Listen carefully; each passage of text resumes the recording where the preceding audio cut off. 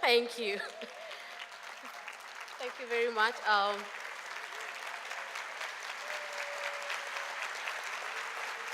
Gracias. All right, thank you, thank you.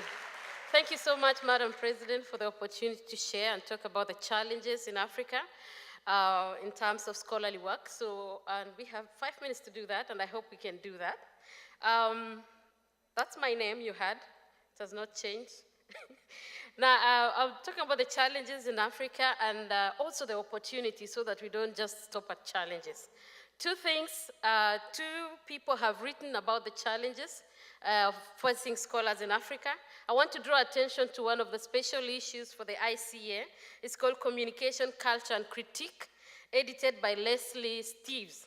And there's a particular essay by one Fatoumata Sow, and she gives her own experience from media activism to academia. And she kind of paints a picture of what most of African scholars go through, from working in the industry and now in the academia, and the challenge seems to be the same.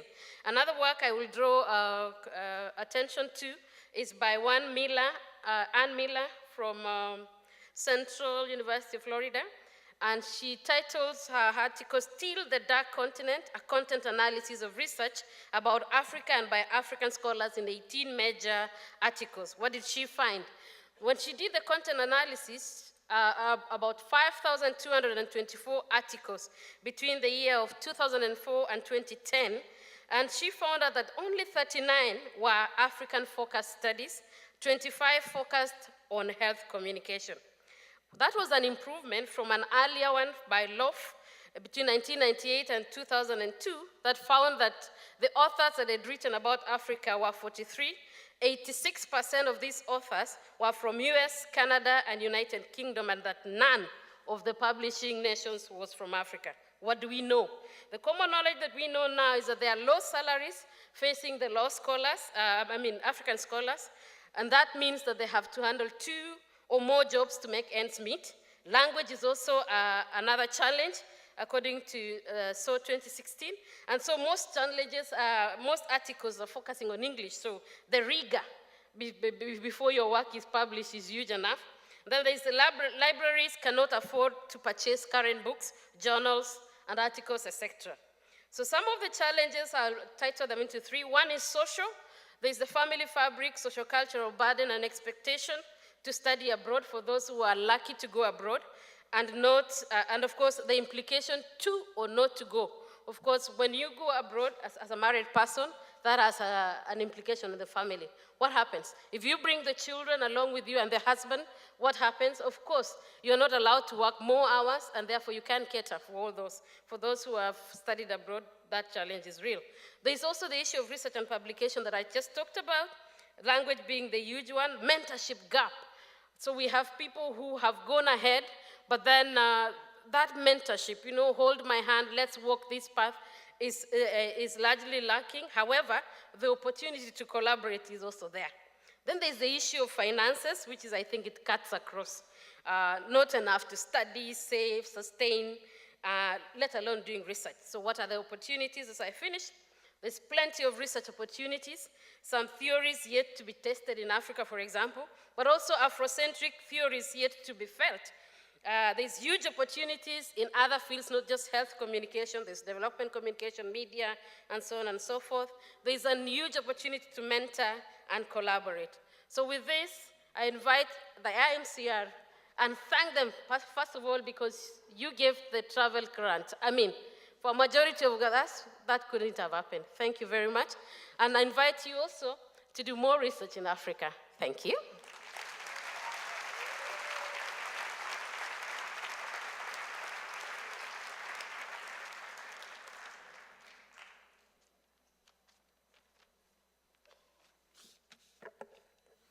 Thank you, President Jenny Vasco, for inviting me to this closing session. Dear colleagues, ladies and gentlemen, I want to take this opportunity to make 3 points. First of all, the dynamics of communication and the media studies in Asia is widely recognized, particularly in China. As you may know, China, or the entire Asia, is one of the fastest growing ICTS markets in the world today. On the other hand, We are also experiencing tremendous mediatization process that opens a series of new field of research that interconnected with the social transition. Second, there is a huge gap in international academic publication. For example, in mainland China, there are more than 1,000 universities who offer media and communication programs. But most Chinese scholars published only in Chinese language. So their works could not be reached by scholars from a different language background, including the 3 official languages of IAMCR. So therefore, for my generation, we shoulder the responsibility to translate those works into English or other languages international scholars commonly used, and bridge them for dialogue. Third, scholars from Asian countries are willing to contribute to the building of media communications theories in general, particularly for young generations. We would like to bring our research grounded in China and other Asian countries to the international platform like IAMCR conference, which underpins diversity, difference, and dialogue. From a Chinese scholar's perspective, I really would like to welcome all of you to come to China for conferences, workshops, and other academic activities with my colleagues from more than 1,000 universities. So finally, I would like to say happy 60th birthday, IAMCR. Thank you so much.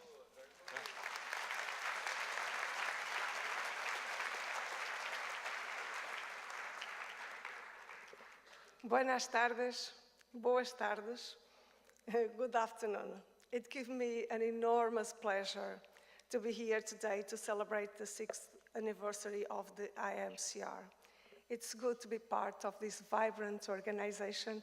It's wonderful to be here listening to Tamara, Cez, and your colleague. It really is amazing. Thank you very much. Well, before I start the address about the challenges of the field, what I was asked by Carl, I'd like to take this opportunity to pay my tribute to Professor Dennis McQuail, who passed so recently. Dennis McQuail was an outstanding scholar, and his importance in our field cannot be overstated. He was a giant in the field. But for many of us in this room, he was also a friend, and he will be profoundly missed. So, what are the biggest challenges of the media and communication field in Europe today? This is almost as difficult as to discuss the media field in Africa or in Asia. It's obviously very difficult to generalize, as Europe integrates very different traditions and reality. And Europe itself faces a number of crises at the moment. But I will try to address 5 overarching challenges and concerns. The very first one is academic freedom. Academic freedom is probably the most pressing challenge we must deal with. Despite the national and international legal frames and the promises of autonomy in document universities, because all universities have these documents saying that we are free, academic freedom is a difficult, ongoing struggle. In some European countries, the absence of academic freedom is visible, is very open, and the consequences are too obvious: threats, job losses, etc. In other countries, more subtle mechanisms are in place. Academic freedom is constrained by funding mechanisms which tend to find short-term instrumental research, and also by the power of companies and interests who play a growing role in university decisions. So it is up to us. It's up to us to make sure that the fundamental value of academic freedom is high in our agenda. It should remain a major concern for all of us. A second challenge I'd like to put forward is the lack of clarity of the media and communication field within the wider context of other study areas and disciplines. Media and communication studies have expanded enormously in Europe over the last decades. but this is a field without a core identity. The multiple identities of the field express its richness, but at the same time raises problems. Without a clearer set of research domains, theories, and methods, this vast field is permanently under pressure from other disciplines in many countries. Obviously, I'm not arguing for the narrowing down of our research area, but I am defending a continuous clarification of what we are about. I believe that communication sciences must collaborate side by side with other sciences, but we should not be competing for the same funds or status. Compartmentalized science is not a solution, but we need to address the frontiers of our subject area and expand a constructive and reciprocal dialogue with our disciplines, with other disciplines. So the first challenge I'd like to put forward here is this one.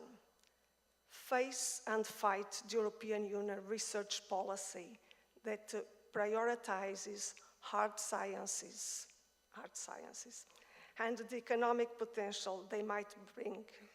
Most universities in Europe are underfunded, and massive research, massive regional R&D, massive research programs such as the Horizon 2020 are not responding to European fundamental challenges, such as social inequalities, migration, xenophobia, and others.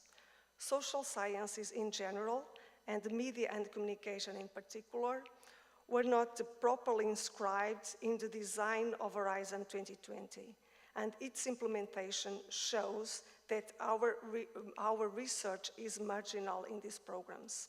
There are a few exceptions, of course, big data, security, personalization of information, but in general, the work developed by communication scholars is not in line with the European Union logics, and it has not been recognized for funding. This is bound to have consequences for the affirmation of the field. So I think that national subject associations, regional association, and the IAMCR, of course, should be more involved in the setting up of future research programs. In one word, we need more efficient lobbying. Number four, I'm getting to number four. Fourth challenge. I'd like to put forward what actually I'd like to express and put forward here is the critical relation between research and teaching. This articulation is fundamental, but not enough attention is actually being paid to it. Teaching has actually been devalued as universities become more and more competitive. Universities are now focused on research because it's mostly research that brings reputation and success in the evaluation processes and rankings. It's the metrics. Universities have become places of fierce competition, and students are no longer the primary reason for their existence. I see this as a major problem, and we, as academics, must ensure that the next generations get the very best possible training so they develop their own research and work for the common good with the best possible tools. Last, but certainly not least, the fifth point I'd like to make is the ethical challenge. All research should, in different ways, promote, not just defend, but promote fundamental human values, solidarity and participation. This does not mean that all research must be fundamental or critical. Applied and administrative research must also inscribe these fundamental human values.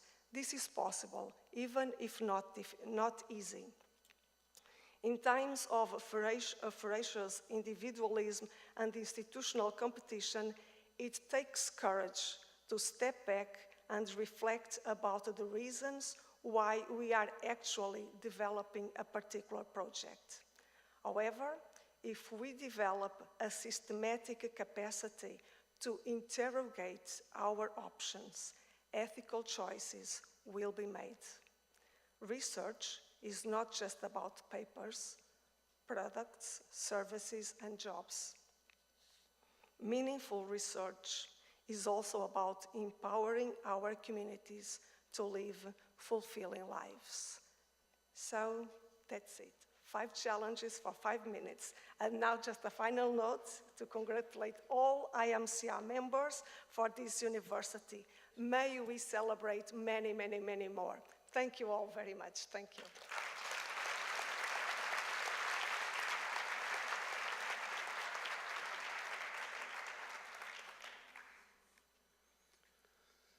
So, happy birthday, Colombia. Today is your national day. You are 207 years old.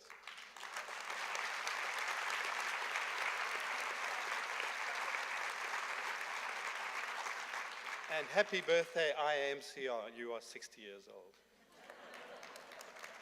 And I think you know where I'm going, some of you.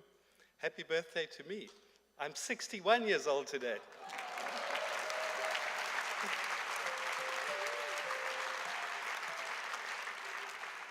So since I spent 1 extra year on the planet beyond IAMCR, I hope you will listen to me.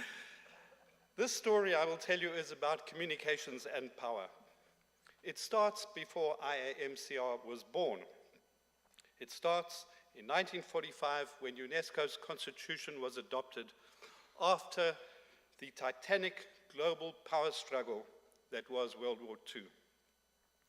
UNESCO's mission, inscribed in its constitution, said the organization was set up to promote, and I quote, the free flow of ideas by word and image. This mission also underpins why UNESCO helped to set up IAMCR 12 years later. Free flow, of course, is the opposite of capture by one power center of communications. Free flow was and will be a noble ideal. But fast forward to the second chapter of the story. In the 1970s and 80s, fair criticism emerged that the free flow of information had become a recipe for unequal flow. However, some of the governments making this criticism simply wanted to self-interestedly take over the control of information flows.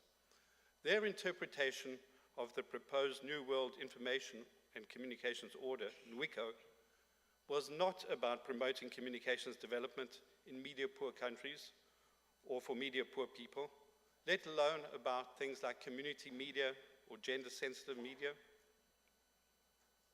It was in this context that UNESCO's McBride Commission report became a geopolitical football between those who championed open media markets, open for business, and those, on the other side, seeking to regulate content for non-democratic political control.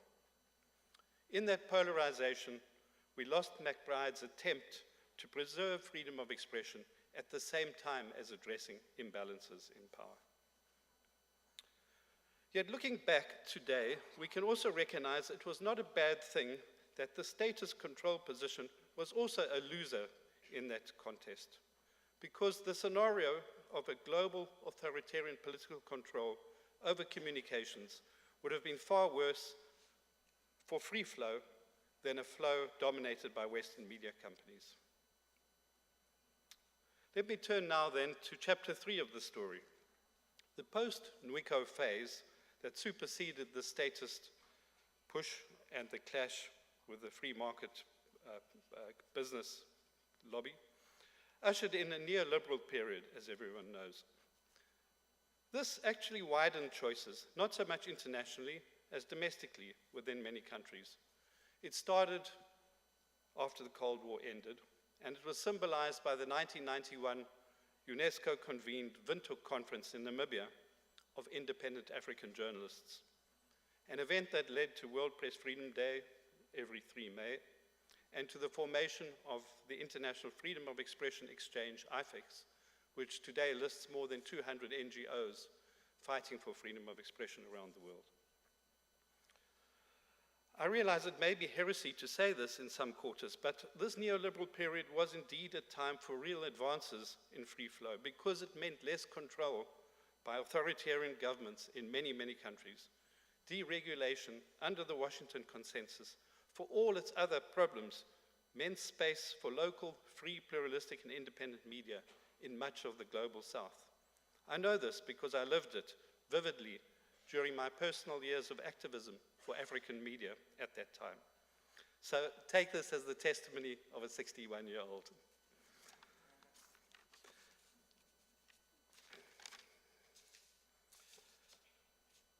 With the focus on national press freedom in the neoliberal period from 1990 to 2000, there was a shift away from considerations of international media policy. The same shift led to UNESCO no longer being a center of global attention as regards media policy, even though the organization was pretty active in press freedom issues at country level. In short, neoliberalism around the world saw the national arena becoming the key site for contestation around mass media issues, including, for example, the emergence in terms of ownership of private media by oligarchs, politicians, and large companies, which were an outcome of the neoliberal policies in many places. Let me turn then to chapter 4. This national level of attention predominated until the internet started becoming mainstream, which has ushered in our more recent historical phase. Significantly, and we should not forget this, the rise of the net flourished precisely in the national and international deregulation space post-NWICO. The related platforms have been very positive for free flow, especially for many actors in the South, where remaining controls or new controls over legacy media and curbs on access to information could be bypassed by using the unregulated new media. We saw this, all of us, in the generation of the Arab Spring and in many more examples. This phase, however, may be coming to an end because we are now witnessing the return of the state as a significant actor, for both better and worse from the point of view of free flow, and depending on the character of the state at hand. More and more countries and regional authorities like the European Union are asserting sovereignty over internet companies. And no surprise, regulation in democratic countries is being cited as a justification for control in non-democratic countries. The result is not equal flow, but increasingly borders and fragmentation in international communications. This brings me to chapter 5. Despite their aspirations, it also seems evident that individual states today can only have partial authority as regards regulating the internet. Digital mediations through language, culture, along with disinformation campaigns, hate speech, misogyny, fake news, cyber viruses do not respect national boundaries. Neither does surveillance nor hacking.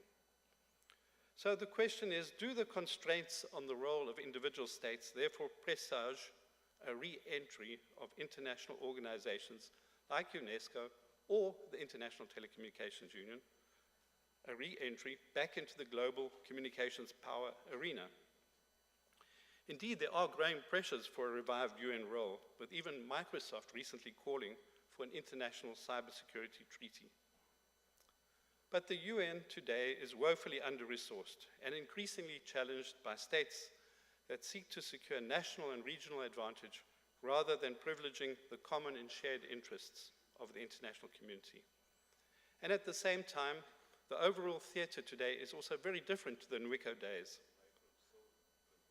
There are a lot more international media today, especially transnational broadcasters, as compared to the historical imbalances which characterized the power situation of the 1970s. Yet even with these changes in media, it also seems that media are less and less the center of global action, or national action for that matter.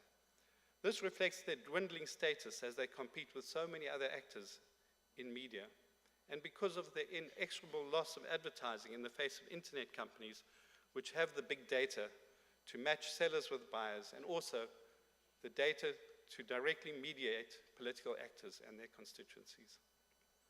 So what we are seeing today at the center of the international stage are the lead actors in the shape of the transnational and Western-owned internet and tech companies.